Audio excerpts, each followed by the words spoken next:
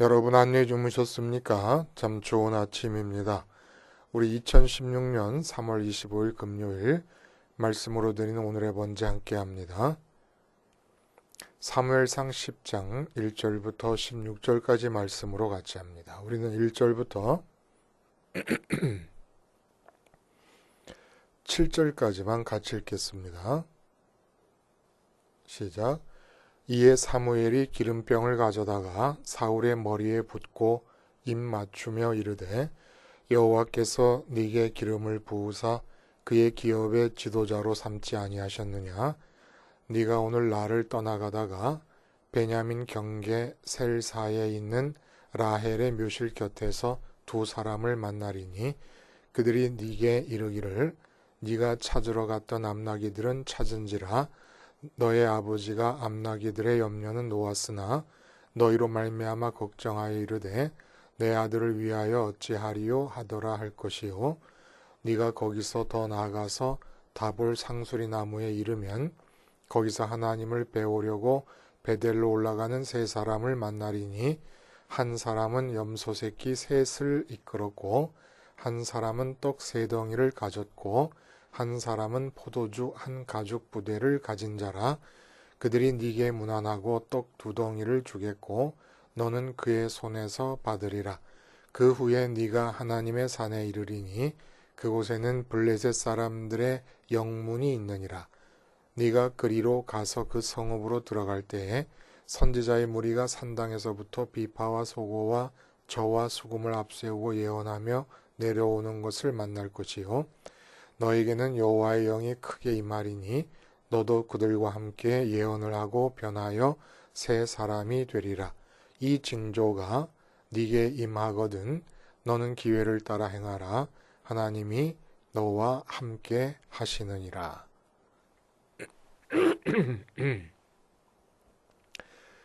오늘 우리가 함께 읽은 말씀 중심으로 현실은 극복 대신 교체가 답이다 라는 제목의 하나님 말씀 증거합니다. 현실은 극복 대신 교체가 답이다.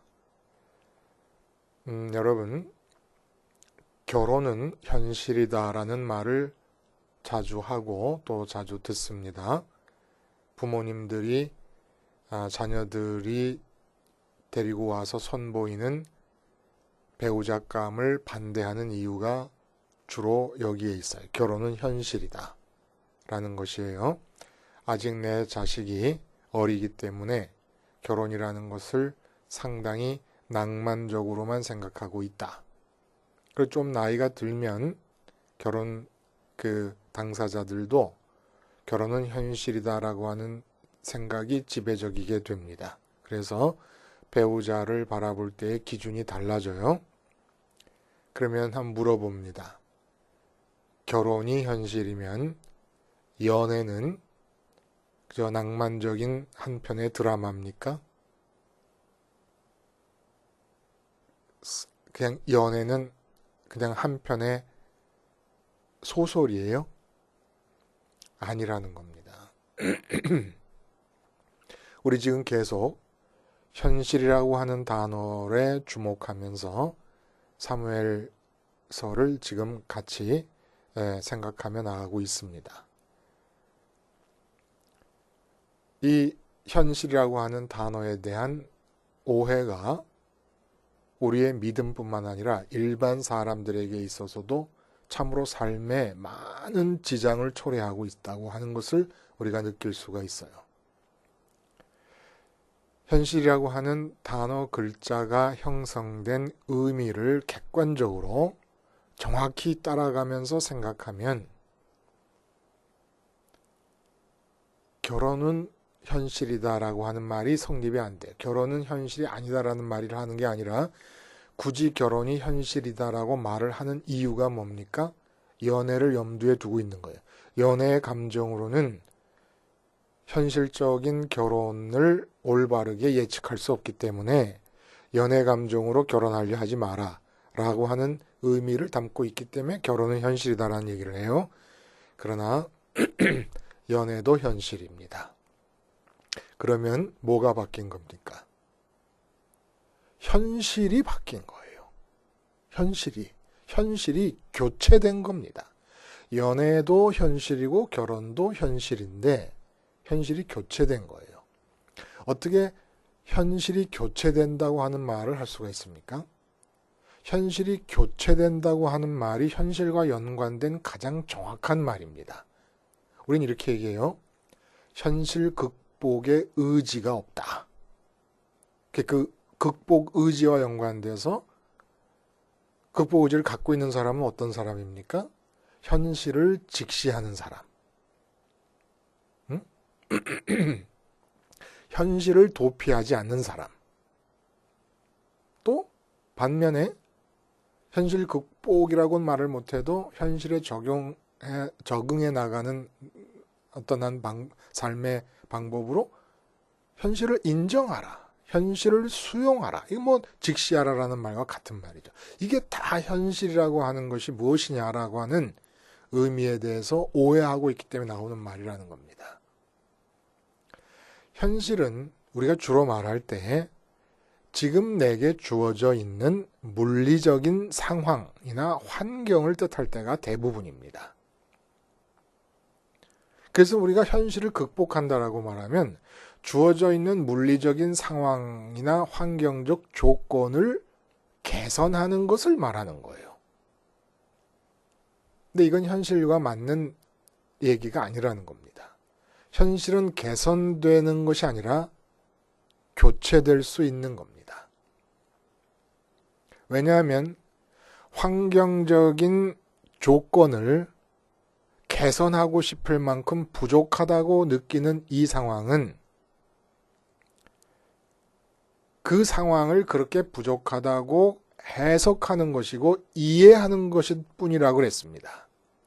그럼 예를 들어 돈이 없는 환경을 개선하고 싶다. 돈이 없는 환경이 현실이 아니라 돈이 그 사람의 현실이라는 거예요.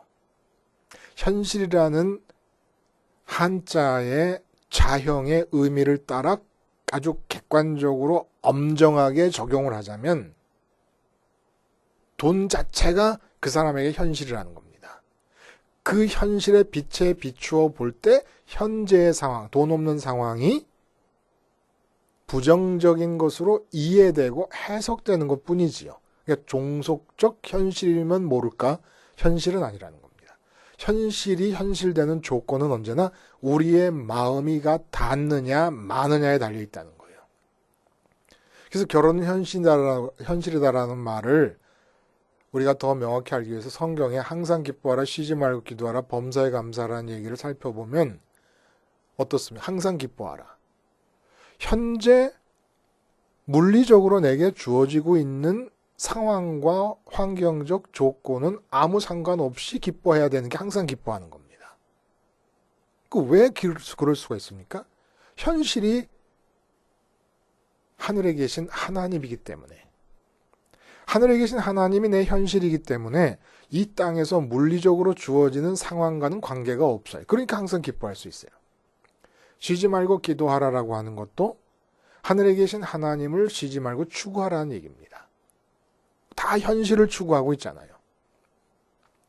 범사에 감사하라는 것도 이게 바로 주어져 있는 모든 물리적 상황을 하나님이라는 현실로부터 해석하니까 감사할 수밖에 없는 겁니다. 하나님의 은혜가 아닌 게 없고 하나님의 사랑이 아닌 게 없는 거죠. 그래서 범사에 감사라는 얘기가 나오는 거예요. 결혼을 했는데도 연애 때와 마찬가지로 연애 때는 남친이 나의 현실입니다.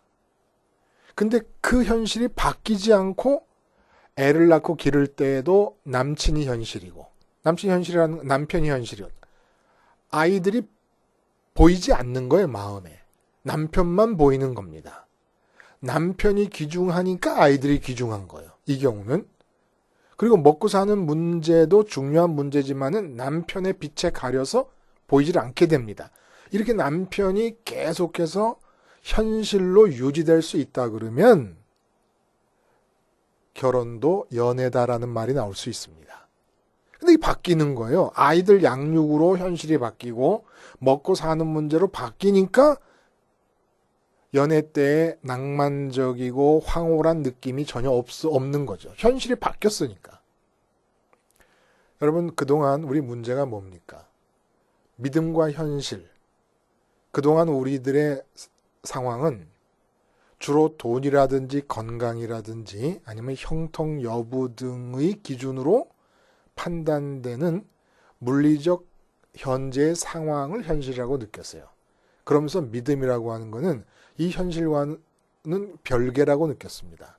그러니까 세상적이고 물리적인 현실감이 있고 여기에다가 종교적인 삶, 믿음을 가졌다는 교인으로서의 삶을 덧붙이듯이 살았습니다.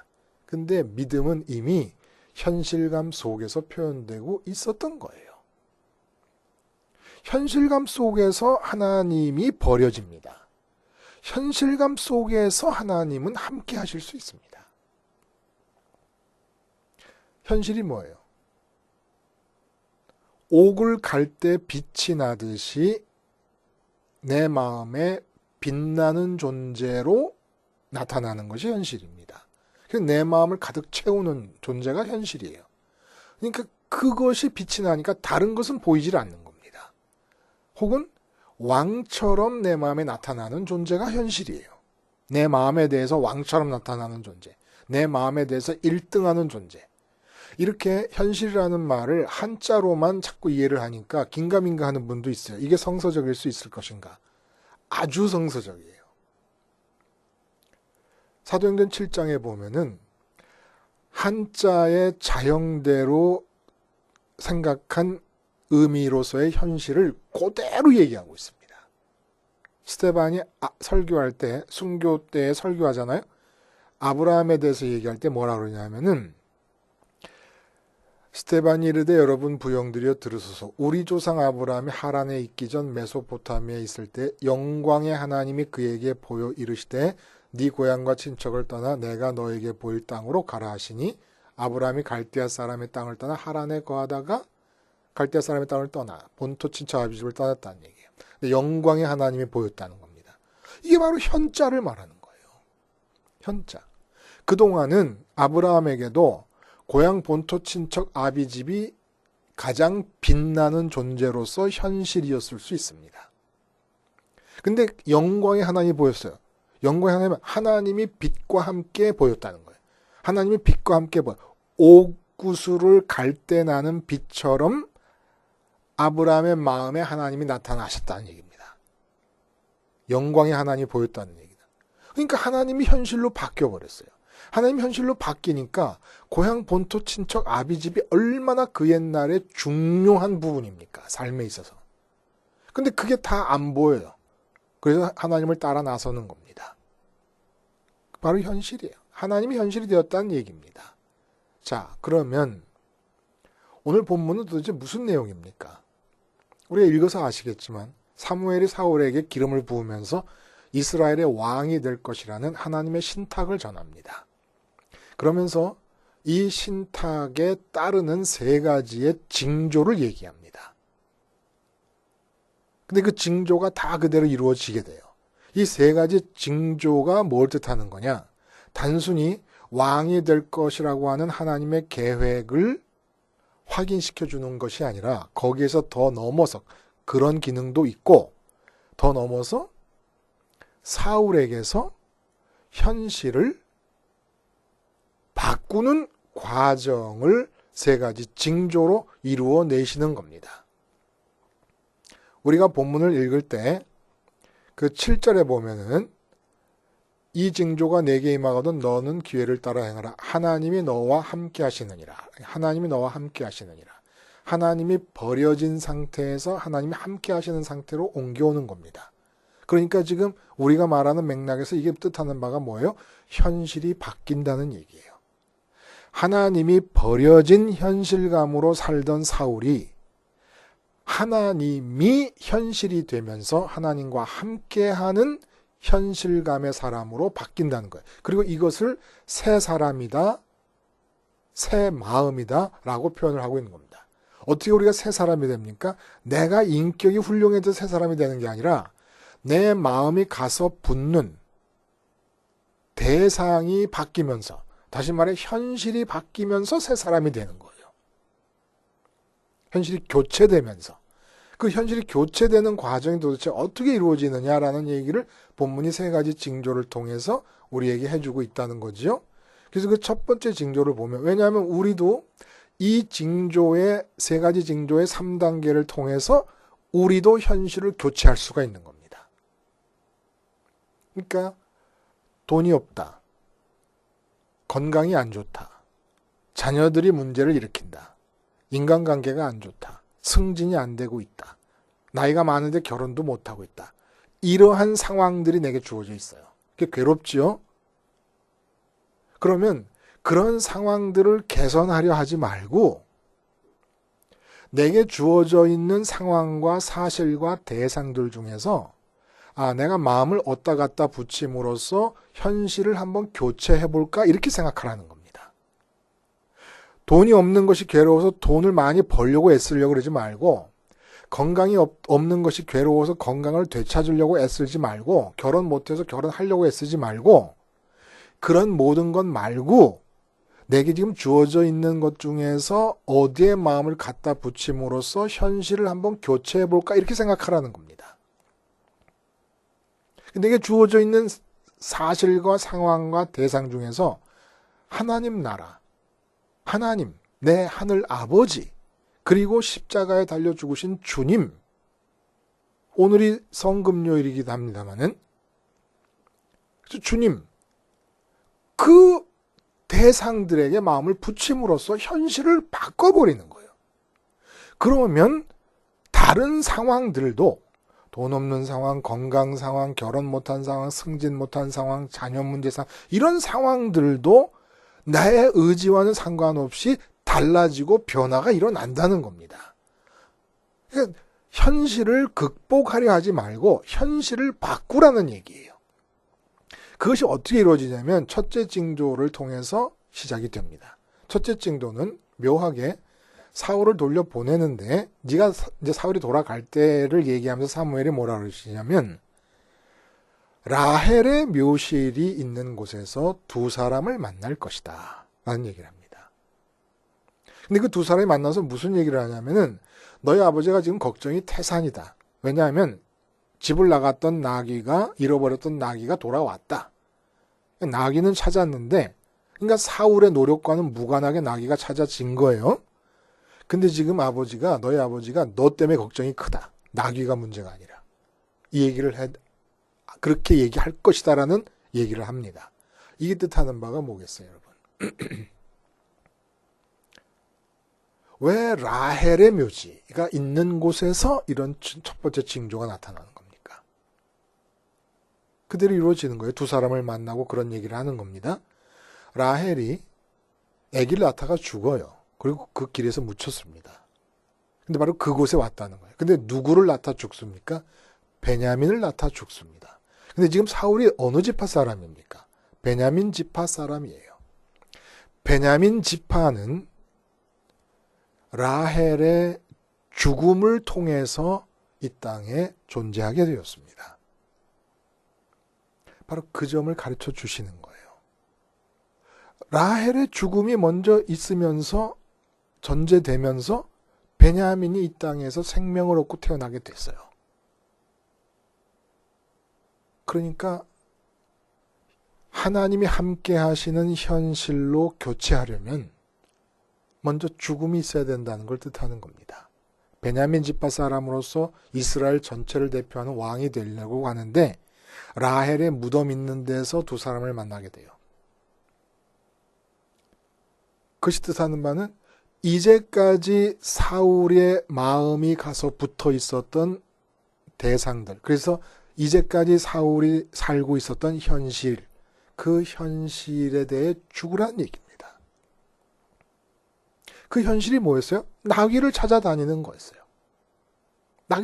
지금 당장의 현실로서는 나귀를 찾아다니는 상황에서 살고 있었습니다. 근데 그 나귀는 사울의 노력과는 상관없이 돌아왔어요. 이게 뜻하는 바가 뭡니까? 우리는 뭐 건강 문제, 돈 문제, 승진 문제 이런 등등의 세상 문제들을 마음에 끌어안고 끙끙거리며 살아가는데 그거는 나의 노력과는 상관없이 다 제자리로 돌아갈 거예요. 어떻게 하면은 그런 것들에 대한 그런 현재 상황들과 문제들에 대한 내 마음이 죽어버리고 내 마음이 하나님을 현실로 맞이할 때 다 제자리로 돌아갈 거예요. 그러니까 돈 문제라든지 건강 문제 등등을 현실로 삼고 있는 상태에서 현실을 극복하려 하지 말고 바꿔버려요. 지금 그 현실에 대해서 죽어버리라는 얘기입니다. 그리고 하늘에 계신 하나님을 아버지로 모시는 현실로 바꿔요. 하나님이 현실이다. 자꾸 입으로 내는 거예요. 나에게 가르치는 거예요. 하늘이 현실이고 천국이 현실이고 나의 현실이고 하나님이 현실이다. 왜냐하면 천국도 지금 있고 하나님도 지금 계시니까. 나의 현실이다. 그래서 십자가 사건이 일어난 겁니다. 지금의 현실에 대해서 죽으라는 거예요. 지금 내 마음이 느끼는 현실에 대해서 그 현실감이 죽어야 된다는 겁니다. 그리고 하나님, 주님의 동선을 따라 하나님이 현실이 되면, 마음이 하늘로 올라가서 하나님이 현실이 되면 내가 죽은 이전의 현실이었던 모든 영역들은 다 제자리로 돌아와요. 잃어버린 암나기가 돌아오듯이. 그 얘기를 해주는 거예요. 그리고 두 번째는 무슨 얘기냐? 염소 3마리를 가지고 가는 사람 한 사람, 그리고 떡덩이 3덩이를 갖고 가는 한 사람, 포도주 1포대를 갖고 가는 사람. 그래서 3사람을 만나게 될 텐데 그 사람들이 떡 2덩이를 너한테 줄 것이다. 이런 얘기를 합니다. 이 뜻하는 바가 뭡니까? 지금 현실을 교체하는 과정이에요. 먼저 지금의 기존의 현실에 대해서 죽어야 돼요. 기존의 현실감이 죽어야 된다는 거예요. 두 번째 떡덩이가 뜻하는 바는 이 사람들이 염소 3마리와 떡 3덩이와 포도주를 갖고 왔다는 것은 베델로 가고 있는데 베델의 그 당시로서는 베델의 제단이 있어가지고 거기에 제사를 드리러 가는 겁니다. 번제를 드릴 때 양과 염소나 소나 이런 번제물과 함께 항상 소제와 포도주를 같이 전제라 그러죠. 포도주를 같이 번제를 드렸어요. 이거 포도주는 1푸대면 되지요. 3사람을 위한 번제를 드려도. 떡이 뜻하는 바가 뭐예요? 떡은 곡식을 간 가루로 뭉쳐서 만든 겁니다. 곡식을 간다고 하는데 히브리 제사가 동일시 하잖아요. 모든 제사물과 제사자를 동일시하지 않습니까? 그 곡식을 간다는 것의 의미가 뭐였습니까? 번제는 죄로 찌든 나의 존재가 죽어버리는 것을 뜻하는 것이고 죄물과 동일시되면서 소제는 그러한 존재로 살아왔던 모든 시간들을 말합니다. 시간들을 다 쪼개고 매 순간으로 쪼갰을 때 매 순간마다 하나님을 추구하는 삶을 말하는 거예요. 근데 그렇게 못 살았던 것이 죄라서 소제를 드리고 그렇게 살 것을 다짐하면서 소제를 드리는 겁니다. 근데 베델로 향한다. 하나님을 배우려고 베델로 향한다 그랬어요. 기존의 현실이 죽고 나면 하나님이 현실이 될 때 나타나는 게 하나님을 추구하는 겁니다. 하나님을 배우려고 간다고 하는 이 징조에 나타난 사람들의 목적이 인생의 목적이 돼야 된다는 거예요. 하나님을 배운다는 게 무슨 뜻이에요? 하나님을 추구한다는 얘기예요. 하나님을 추구한다는 건 뭡니까? 이제 하여간 무엇이든지 간에 부족함이 느껴지고 결핍이 느껴지고 아쉬움이 느껴지면 그 부족함과 아쉬움과 결핍이 무엇 때문에 생기는 것이든지 간에 전부 하늘의 하나님으로 그걸 채우는 거예요. 돈이 부족하다고 느껴서 결핍감이 생기면 돈을 벌 생각하지 말고 하나님으로 채워서 내가 이 돈에 대한 결핍이 안 느껴지도록 해야지. 건강에 부족이 있으면은 건강의 부족으로부터 생긴 아쉬움을 건강을 회복해서 하려고 하지 말고 하나님으로 채워서 이 건강이 이런 상태라도 아쉬움이 없도록 해야지. 하나님을 추구하는 겁니다. 이렇게 하나님을 추구하면 세 번째 징조가 어떻게 나타나느냐? 완전히 현실을 교체하는 거예요. 교체하면서 나타나는 마지막 단계가 뭐냐면은 하나님의 산이라고 그랬는데 하나님의 기브아라는 뜻이에요. 기브아 성읍 우리가 기억하죠. 근데 그 기브아에 블레셋의 영문이 있었다 그래요. 블레셋의 영문이라는 건 뭐냐면 블레셋의 수색 때 가장 용맹한 블레셋 군인들이 파견 나와서 적지라고 할 수 있는 이스라엘 진영 한가운데 군대 기지를 만들어 놓고 이스라엘을 통제하는 기능을 담당했던 곳입니다. 그게 블레셋 영문이에요. 그러니까 기브아에 그게 있었고 사울이 기브아가 집인 사람입니다. 그러니까 항상 사울의 생각 속에는 무슨 생각과 무슨 판단을 하든지 간에 블레셋의 가장 용맹한 수색대원들이 진을 치고 있는 기브아에서 살고 있다는 것이 생각과 염려와 판단과 말과 행동 속에 늘 고려되어 있는 거예요. 그렇지 않겠습니까? 일본의 가장 강력한 전방위대가 우리 마을에 있다. 그래서 그들이 수시로 왔다 갔다 한다. 그럼 그들의 눈을 의식하면서 말하고 생각하고 행동할 수밖에 없는 거 아닙니까? 그런데 하나님으로 현실이 교체되면서 어떤 일이 일어나느냐?